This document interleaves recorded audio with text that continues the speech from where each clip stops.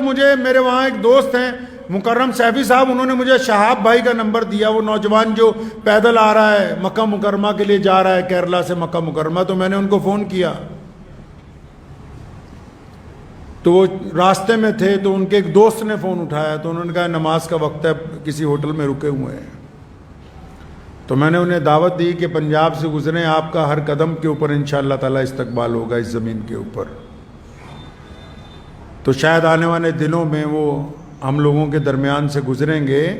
لیکن میں یوٹیوب پہ دیکھا کہ کئی مولویوں نے 2-3 باتیں کی، جی پیدل نہیں جانا چاہیے، یہ نہیں کرنا چاہیے۔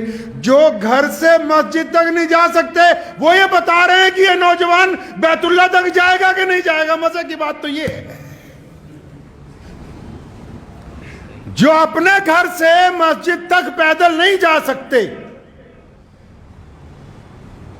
جنہوں نے کچھ خود فن نہ کیا ہو، کوئی خود خدمت نہ انجام دی ہو۔ ہم نے تو جس دن پہلے دن سنا کہ ایک نوجوان کیرلا سے مکہ مکرمہ پیدل جائے گا، تو اسی دن سے روزانہ دعاؤں کا اہتمام ہے، کیونکہ وہ صرف بیت اللہ کی طرف نہیں جا رہا، اس کے ہر ایک قدم پر مسلمانوں کے جذبات اس کے ساتھ ہیں، لوگوں کی دعائیں اس کے ساتھ ہیں، لاکھوں کروڑوں ماؤں کا سہارا اس کے ساتھ ہے، اللہ کی رحمتیں اس پر برس رہی ہیں۔ اور خود محمد الرسول اللہ نے فرمایا کہ اگر مکہ مکرمہ سے کوئی پیدل حج کرتا ہے، ایک قدم کے اوپر 700 حرم کی نیکیاں اس بندے کو عطا کی جائیں گی۔ تم سے تو فتویٰ پوچھا ہی نہیں ہے جو فتویٰ دینے کے لیے تیار بیٹھے ہو۔ کتنے ائمہ ہیں، اٹھاؤ امام احمد بن حنبل رحمۃ اللہ علیہ کو، امام ابن تیمیہ کو، امام ابو حنیفہ کو، سیدنا حسن رضی اللہ تعالیٰ عنہ کو، کتنے بڑے بڑے لوگ ہیں جنہوں نے ساری زندگی بیت اللہ کا حج پیدل کیا۔ کتنی جماعتیں ہیں روز پیدل سفر کر رہی ہیں پوری دنیا کے اندر۔ دراصل بات یہ نہیں ہے، کئی یہ کہتے ہیں کہ نیت پتہ نہیں کیا ہے، نیتوں پر اللہ کا دار و مدار ہے۔ رسول اللہ نے فرمایا جس کی نیت اچھی ہوگی اس کا عمل قبول ہوگا، اور جن لوگوں کے عمل قبول ہوتے ہیں اللہ ان کی مدد فرماتے ہیں۔ وہ بندہ کل تک جس کو کوئی جانتا نہیں تھا، آج اس کے انتظار میں لاکھوں لوگ سڑکوں کے اوپر کھڑے ہوئے ہیں۔ صرف مسلمان ہی نہیں، اس ملک کے تمام لوگ، کیونکہ لوگ یہ سمجھتے ہیں اس بات کو اچھی طرح کہ جو بندہ اتنی دور سفر پہ اپنے رب کے گھر کی طرف پیدل جا رہا ہے، اس کے اندر اللہ تبارک و تعالیٰ نے ایمان کی دولت رکھی ہے۔ یہ اتنے عاشقان رسول اس لیے نکلے کیونکہ علامہ نے کہا نا کہ کی محمد سے وفا تو نے، کی محمد سے وفا تو نے تو ہم تیرے ہیں، یہ جہاں چیز ہے کیا، لوح و قلم تیرے۔ جب بندہ اللہ کی طرف چلتا ہے تو کائنات کی ہر شے اس کی مدد کے لیے تیار ہو جاتی ہے۔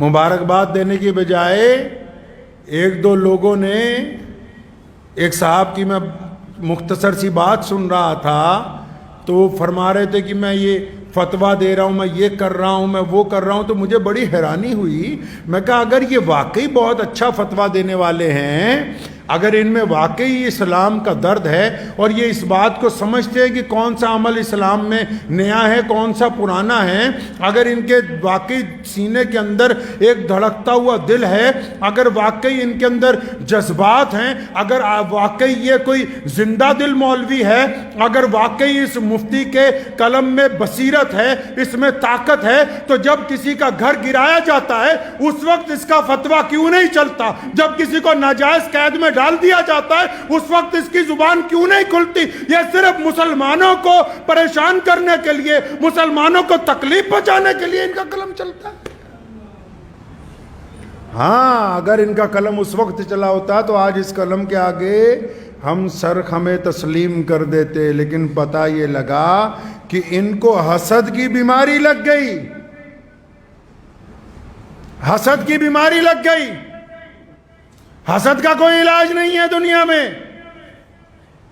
جو خود کچھ نہیں کر سکتے، یاد رکھیے گا زندگی میں آپ سب لوگ، ہر نوجوان اس بات کو یاد رکھے، ہر بیٹی، ہر بڑا، ہر چھوٹا اس بات کو یاد رکھیں، کیونکہ کئی لوگ ہر جگہ کچھ نہ کچھ لوگ ہوتے ہیں جو کسی نہ کسی کو پریشان کرتے ہیں، چاہے تعلیم میں، چاہے گھر میں، چاہے کاروبار میں، کوئی نہ کوئی لوگوں کا عادت ہوتی سارا دن فون کر کے، اچھا فلاں بندہ تیرے بارے میں یہ بات کہہ رہا تھا، فلاں بندہ تیرے بارے میں یہ بات کہہ رہا تھا۔ یاد رکھو، دل کی تختی پر لکھ کے لے جاؤ، جو خود کچھ نہیں کر سکتے وہ صرف تنقید کرتے ہیں، اور جو تنقید کرتے ہیں وہ اس بات کو مانتے ہیں کہ آپ ان سے آگے بڑھ گئے، یہ اس بات کو تسلیم کرتے ہیں۔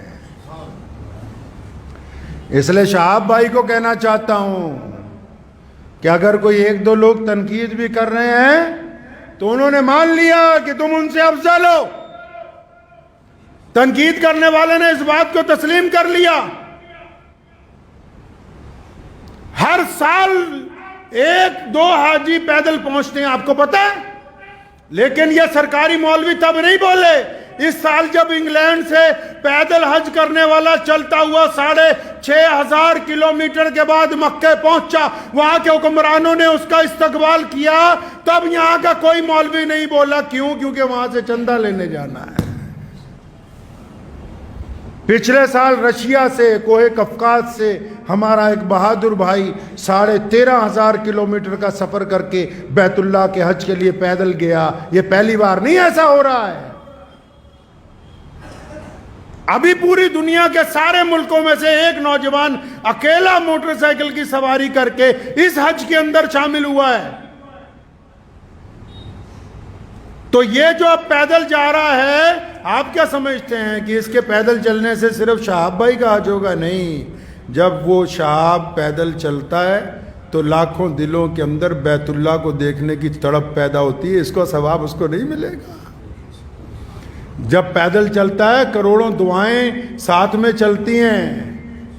جب بیت اللہ کی طرف قدم بڑھتے ہیں نا، یہ ایسے ہی نہیں بڑھتے۔ تو کسی نے کیا خوب کہا، بس یہ شعر ان کی نظر کرنے چاہتا ہوں کہ قوت عشق سے ہر پست کو بالا کر دے۔ یہ بندہ ایسے نہیں چلتا، کوئی ہو چاہے۔ یہ محمد الرسول اللہ کا عشق ہے یار۔ یہ حضور نبی علیہ السلام کی رحمتیں ہیں جو ظاہر ہو رہی ہیں۔ کہا نا کسی نے کیا خوب کہ قوت عشق سے ہر پست کو بالا کر دے، دہر میں عشق محمد سے اجالا کر دے۔ وآخر دعوانا ان الحمدللہ رب العالمین۔